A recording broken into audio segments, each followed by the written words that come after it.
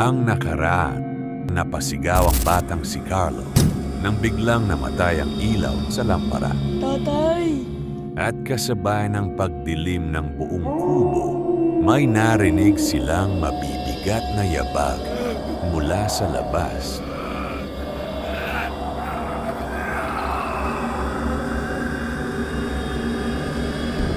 Halos hindi na makagalaw ang mag-ama sa kanilang kinaroroonan sa mga sandaling iyon. At ang batang si Carlo ay halos hindi na makapagsalita sa sobrang takot nito. Nang biglang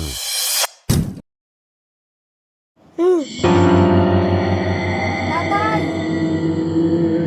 muling sumindi ang lampara at napatakbo ang batang si Carlo at napayakap sa kanyang tatay. At mga ilang sandali pa'y muling namatay ang lampara at binalot ulit ng kadiliman ang buong palibot. At sa pagkakataong iyon ay may narinig silang kaluskos sa pintuan na tila ba ay may nagbubukas nito.